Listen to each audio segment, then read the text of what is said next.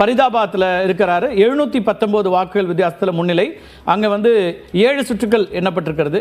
ஹரியானாவில் பாஜக 3வது முறையாக ஆட்சி அமைக்கும், சைனியே முதல்வராக தொடர்வார் அப்படின்னு மோகன்லால் குறிப்பிட்டிருக்கார். எனவே அந்த செய்தியும் நம்ம பார்க்குறோம்.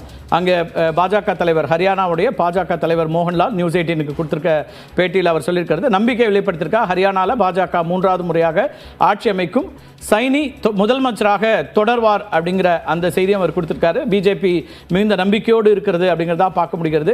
அரவிந்த் சொன்னது போல 49 இடங்கள் பிஜேபி, காங்கிரஸ் 35.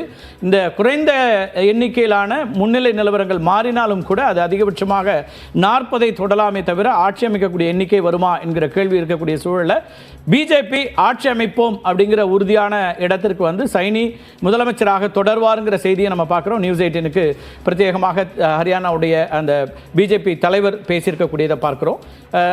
அரவிந்த், நீங்கள் பேசிட்டு இருந்தீங்க குறிப்பிட்டதில், நீங்கள் சொன்ன மாதிரி சில இடங்களில் இன்னமும் வாக்கு சதவீதம் குறைவு என்றாலும் கூட 17,000 15,000 வாக்கு வித்தியாசத்தெல்லாம் போயிடுச்சு. எனவே எண்ணிக்கையாக பெரிய மாற்றம் வருமாங்கிற ஒரு கேள்வி இருக்குது. நீங்கள் 3 பிளாட்டில் தான் போனாங்க. நீங்கள் காங்கிரஸ் 3 முக்கியமான விஷயங்களை முன்வைத்துருந்தீங்க. எஸ், அதை தொடர்ந்து நான் திரு முருகானந்தத்தை பேசுகிறேன். அவர் நீண்ட நேரமாக காத்திருக்காரு. நிச்சயமாக இன்னைக்கு காத்திருக்கலாம். உற்சாகம் இருக்கிறதுனால அவர் எவ்வளோ நேரம் வேணாலும் காத்திருக்கலாம் அந்த இடத்துக்கு. எஸ் அரவிந்த். ஆல்சோ பூபேந்திர ஹூடா, அந்த ஹுடாஸ் மேல ரொம்ப அதிகமா ரிலையன்ஸ் காங்கிரஸ் வச்சுட்டாங்களோ இந்த எலெக்ஷன்லங்கிற ஒரு கேள்வியா இருக்குங்க. ஏன்னா ஆம் ஆத்மி கட்சியோட ஒரு அலையன்ஸ் இருந்திருந்தாலும் கூட இந்த டிஃபரன்ஸ் கவர் பண்ணி இருக்க முடியாது. இது ஒரு அலையன்ஸ் பிரச்சனை கிடையாது. எங்கன்னா ஓவர் ரிலையன்ஸ் ஆன் ஹுடாஸ், ஒரு ஜாட் மட்டுமே, ஹுடாஸ் மட்டுமே முன்வைத்த எலெக்ஷனை சந்திச்சங்காட்டி இது ஒரு ஜாட் எலெக்ஷனா மட்டுமே, ஒரு ஜாட்டை மட்டுமே நம்பி ஒரு எலெக்ஷனுக்கு போன மாதிரி ஒரு இமேஜும் காங்கிரஸுக்கு கிடைச்சிருச்சு. அதைத்தான் பிஜேபி ரொம்ப அழகா பிளே பண்ணியிருக்காங்களோ, அழகா அதை மேனுவர் பண்ணியிருக்காங்களோன்னு தோணுது. ஏன்னா நான் ஜாட்டா இங்க வந்து கன்சாலிடேட் பண்ணியிருக்காங்க. இல்லை என்னன்னா லோக்சபா எலெக்ஷனை தொடர்ந்து லோக்சபால கிடைத்த வாக்கு சதவீதம், கிடைத்த வெற்றியை கூட அசம்பிளி எலெக்ஷன்ல காங்கிரஸ் கன்சாலிடேட் பண்ண முடியல. காங்கிரஸ் வந்து அதை கேபிட்டலைஸ் பண்ண முடியலங்கிறது ஒண்ணு. ஹுடாஸ்க்கு எவ்வளவுதான் ஓவரா காங்கிரஸ் ஹுடாஸ் ரிலை பண்ணாலும் காங்கிரஸ் ஹரியானா மக்கள் இன்னும் ஹுடாஸோட ஒரு அனைத்து சமூகத்திற்கான ஒரு தலைவரா ஹரியானா மக்கள் இன்னும் எடுத்துக்கலைங்கிற ஒரு தகவலும் ஒரு இதுவும் நமக்கு ரீடிங்கும் நமக்கு இந்த இது மூலியமா கிடைக்குது. ரெண்டாவது என்னன்னா தலித் ஓட்ஸ் இன்னமும் காங்கிரஸ் கிடைச்சிருக்கு. மொத்தம் 17 சீட்ல 10 சீட்ல இன்னும் காங்கிரஸ் தான் லீடிங் இருக்காங்க, 7 தான் பிஜேபி லீடிங் இருக்காங்க. சோ தலித் ஓட்ஸ் காங்கிரஸ்க்கு இன்னும் கிடைச்சிருக்கு. பட் எங்க மிஸ் பண்ணிருக்காங்கன்னா ஓபிசியை காங்கிரஸ் வந்து இன்னமும் கேப்சர் பண்ண முடியல. இன்னமும் அந்த ஓட்ஸை தங்கள் பக்கம் ஈர்ப்பதற்கான எந்த நடவடிக்கையும் காங்கிரஸ் கட்சி எடுக்கலைன்னு தான் தெரியுது. சோ அலைன்ஸ் எனக்கு பிரச்சனை இருந்த மாதிரி தெரியல. இதுக்கு மேல அலைன்ஸ் ஃபார்ம் பண்ணி இருக்க முடியாது. இதுதான் மேக்சிமம். ஆம் ஆத்மி உள்ள வந்திருந்தாலும் இன்னும் ஒரு மெட்டீரியலிஸ்டிக் சேஞ்ச் நடந்திருக்குமான அதுக்கான வாய்ப்பு இருக்கிற மாதிரி தெரியல. ஆம் ஆத்மி ஒரு 1.6% வாக்குகள் வரைக்கும் பெறுகிறார்கள். ஒட்டுமொத்த வாக்குகளை சேர்த்தா அது ஒருவேளை 1-2, ஏன்னா ஒரு 5 தொகுதிகளில் 1000க்கு குறைவான வாக்கு வித்தியாசத்துல இப்போதைக்கு இருக்கக்கூடியதை பார்க்கிறேன். ரேண்டமா நான் முழுமையா பார்க்கல. ரேண்டமா பார்க்கும்போது 5-6 தொகுதிகள் 1000 வாக்குகளுக்கு குறைவான முன்னிலை. மற்றதுல 2000 3000 அப்புறம் 40,000 வரைக்கும் போயிருக்கிறத பார்க்குறோம். நீங்க ஓபிசி பத்தி குறிப்பிட்டீங்க. ஓபிசி பார்த்துறோம் நம்ம மேஜிக் வால்ல. நீங்க சொன்னதை ரிஃப்ளெக்ட் பண்றதாகவும் இருக்கு. மேஜிக் வால் ரெப்ரசன்டேஷன் பார்க்குறோம். ஓபிசி வந்து 2024ல் 25 தொகுதிகள் 90ல் ஓபிசி தொகுதிகள், அதுல பிஜேபி 18 இடங்கள்ல முன்னிலை வைக்குது. காங்கிரஸ் 4 இடங்கள்ல மட்டுமே முன்னிலை வைக்கக்கூடியதை பார்க்குறோம். ஐஎன்எல்டி 1. பெரும்பாலான ஓபிசி தொகுதிகளில் 25ல் 18 பிஜேபி வந்து முன்னிலை வைக்கக்கூடியதை பார்க்குறோம். கடந்த தேர்தலோடு ஒப்பிடும்போது 4 இடங்கள் கூடுதலாக இருக்கு. காங்கிரஸ் 5 இழந்திருக்கிறது. நீங்கள் அரவிந்த் சொன்னது தான் இந்த டேட்டாவும் ரிஃப்ளெக்ட் பண்ணது நம்ம பார்க்க முடியுது. ஓபிசி வாக்குகளை பிஜேபி முழுமையாக அறுவடை செய்திருக்கிறது அப்படிங்கிறத புரிஞ்சுக்க முடியுது. ஓபிசி வாக்குகளை காங்கிரஸ் கட்சி இழந்திருக்கிறது. இது ட்ரெடிஷ்னலாக எப்படி இருந்ததுன்னு குயிக்காக பார்த்துட்டு நான் வந்து திரு முருகானந்தத்தை வர, இதுக்கு முந்தைய தேர்தலில் ஓபிசி வாக்குகள் எப்படி இருந்ததுன்னா அப்போதும் பிஜேபி தான் 14 இடங்களை பெற்றிருக்கிறது. காங்கிரஸ் 9 இடங்களில் வெற்றி பெற்றிருக்கிறது. ஜேஜேபி 1 இருந்துச்சு. அதற்கு முந்தைய தேர்தல் 2019க்கு முன்னாடி ஓபிசி வாக்குகள் 2014ல் அங்கே ஹரியானாவுடைய ஓபிசி வாக்குகள் யாருக்கு போயிருக்கு அப்படின்னு பார்த்தோம்னா பிஜேபி தான் அகைன் 19 இடங்களில் வெற்றி பெற்றிருக்கிறது. அதே போல் காங்கிரஸ் ஒரு இடம் மட்டுமே, மற்றவர்கள் 3. ட்ரெடிஷ்னலி ஓபிசி ஓட்ஸ் வந்து பிஜேபிக்கு தான் கிடைச்சிருக்குங்கிறத நம்ம பார்த்துருக்கிறோம். 2009 தவிர 2009லும் கூட அவங்களுக்கு அதாவது லீடு கிடைச்சிருக்கு அப்படிங்கிறத பார்க்க முடியுது. இந்த இடத்துலலாம் லீடு, அவங்க வெற்றி கிடையாது, ஆனால் லீடு அப்படிங்கிறத நம்ம பார்க்குறோம். எனவே ஓபிசிக்கான வாக்குகள் அப்படிங்கிறத பிஜேபி பெருமளவுக்கு அறுவடை செய்திருக்கிறது இந்த முறையும்னு பார்க்குறோம். முருகானந்தம், எஸ் உங்களுக்கான நேரம். ஸோ ஜாட் சமூக வாக்குகள் பிரிந்தது, அதே போல ஓபிசி வாக்குகள் முழுமையாக வந்ததுங்கிறது உங்களுக்கு ஒரு பெரிய ஸ்ட்ரென்த்தாக இருக்குன்னு பார்க்க வேண்டியிருக்கா முருகானந்தம்?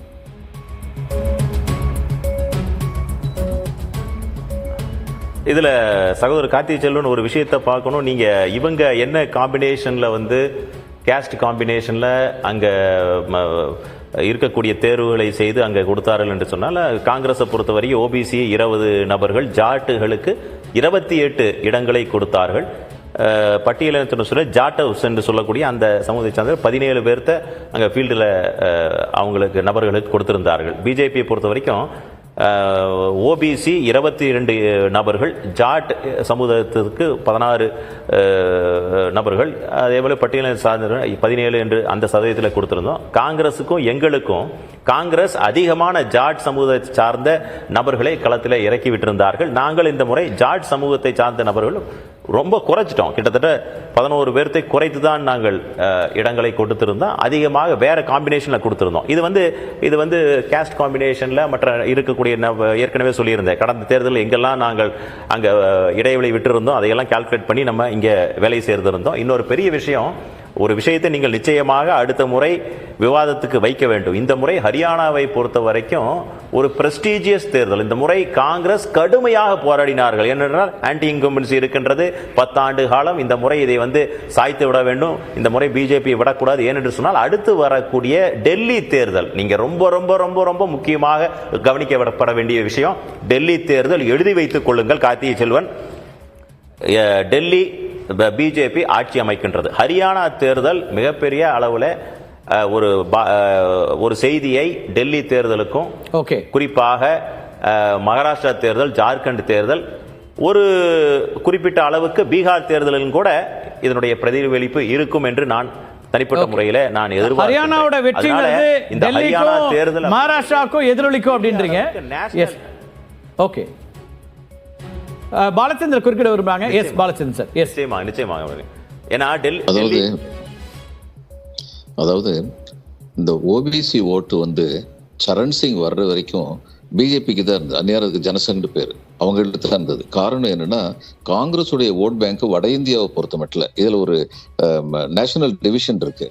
வட இந்தியாவை பொறுத்த மட்டும் காங்கிரஸ் உடைய ஓட் பேங்க்ங்கிறது அந்த காலத்துல upper caste, SC ST, minorities, இதான் அவங்களுடைய ஓட் பேங்கா இருந்தது.